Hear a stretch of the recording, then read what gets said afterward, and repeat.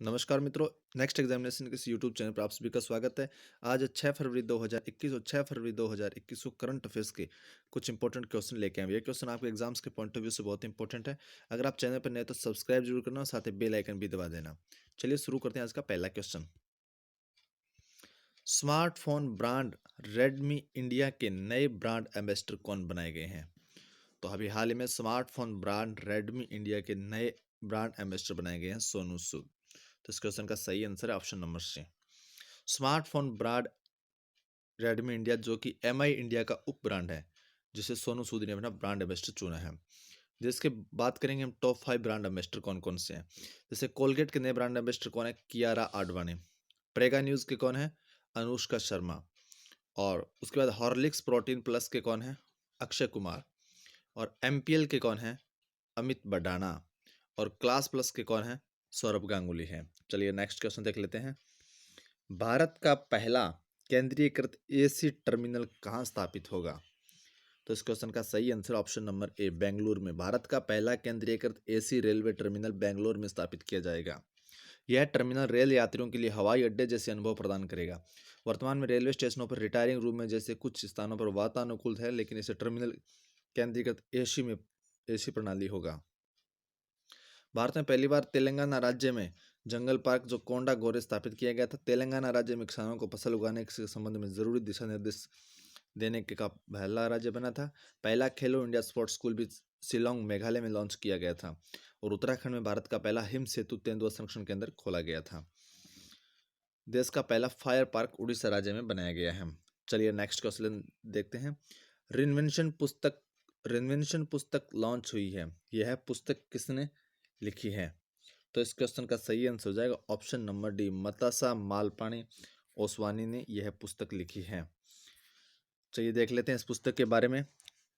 नताशा मालपाणी ओसवास ने द रिन्वेंशन नाम की पुस्तक लिखी है।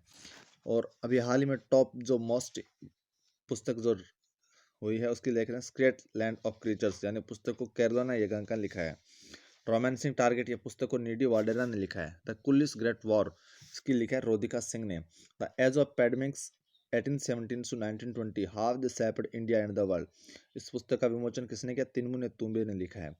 Yoga also for the godless पुस्तक को भी श्री एम ने लिखा है। चलिए नेक्स्ट क्वेश्चन देखते हैं। भारतीय मुक्केबाजी महासंघ के नए अध्यक्ष कौन बनाए गए हैं? भारतीय मुक्केबाजी महासंघ के नए अध्यक्ष कौन बनाए गए हैं? तो इस क्वेश्चन का सही आंसर है option number A, Ajay Singh है, जिसे भारतीय मुक्केबाजी संघ का अध्यक्ष बनाएगा। तो इस क्वेश्चन का सही आंसर ऑप्शन नंबर ए, अध्यक्ष। यानी बीएफआई भारतीय मुक्केबाजी संघ, इसकी स्थापना कब हुई थी? 25 फरवरी 1949 को। इसका मुख्यालय कहाँ पे? गुरुग्राम हरियाणा में। और इसके अध्यक्ष कौन है? अजय सिंह है। और भारत में जितने बॉक्सिंग के खेल होते हैं उन्हें बीएफआई ही रेगुलेट करता है। आईसीसी के अध्यक्ष कौन है? Greg Barclay. और फीफा के अध्यक्ष कौन है? Gianni Infantino. और बीसीसीआई के अध्यक्ष कौन है? सौरभ गांगुली। चलिए नेक्स्ट क्वेश्चन देखते हैं। Caring for life the simplest since 1935 पुस्तक लॉन्च हुई है। यह पुस्तक किसने लिखी है? तो इस क्वेश्चन का सही आंसर हो जाएगा ऑप्शन नंबर ए, तुलसी वत्सल ने यह पुस्तक लिखी है। चलिए नेक्स्ट क्वेश्चन देखते हैं। भारतीय वायुसेना ने अध्यक्ष कमान के प्रमुख के रूप में किसे नियुक्त किया गया है?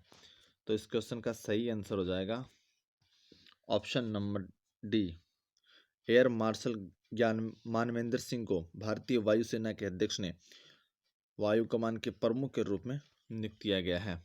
सॉरी, यहाँ पे लिखना था दक्षिण वायु कमान के प्रमुख के रूप में नियुक्त किया गया है। तो देख लेते हैं मध्य वायु कमान के प्रमुख कौन है? अमित तिवारी है। इंडियन एयरफोर्स की स्थापना हुई थी 8 अक्टूबर 1932 को और इसका मुख्यालय कहाँ पे? नई दिल्ली में। वायुसेना दिवस कब मनाया जाता है? 8 अक्टूबर को। और इसके अध्यक्ष कौन है वायुसेना के? RKS भदौरिया। और चीफ ऑफ स्टाफ कौन है? विपिन रावत। चलिए नेक्स्ट क्वेश्चन देखते हैं। भारत की सबसे युवा महिला पायलट कौन बन गई है? भारत की सबसे युवा महिला पायलट कौन बन गई है? तो इस क्वेश्चन का सही आंसर है ऑप्शन नंबर ए, प्रज्ञा पांडे है, जो भारत की सबसे युवा महिला पायलट बन गई है। जम्मू कश्मीर की रहने वाली 25 साल की आयशा अजीज भारत की सबसे कम उम्र की महिला पायलट बनी। तो इस क्वेश्चन का सही answer option number B, Ayesha Aziz है। तो ये प्रज्ञा पांडा नहीं है, ये आयशा अजीज तो भारत की सबसे युवा महिला पायलट बन गई है। चलिए नेक्स्ट क्वेश्चन देखते हैं। अंतर्राष्ट्रीय मानव बंधुता दिवस कब मनाया जाता है?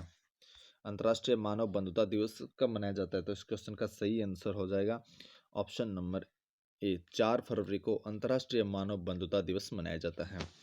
अंतर्राष्ट्रीय मानव बंधुता दिवस 4 फरवरी को विश्व स्तर पर मनाया जाता है। और अंतर्राष्ट्रीय मानव बंधुता दिवस का उद्देश्य क्या होता है? विभिन्न संस्कृतियों और धर्मों या मान्यताओं और सहिष्णुता को बढ़ावा देने के बारे में जागरूकता बढ़ाने के महत्व को रेखांकित करता है। इसका उद्देश्य लोगों को शिक्षित करना भी है। और सहिष्णुता, बहुलवादी परंपरा, आपसी समानता, धर्म और विश्वास की विविधता मानव बंधुता को बढ़ावा देती है। इस वर्ष का अंतर्राष्ट्रीय मानव बंधुता दिवस 2021 की थीम क्या है?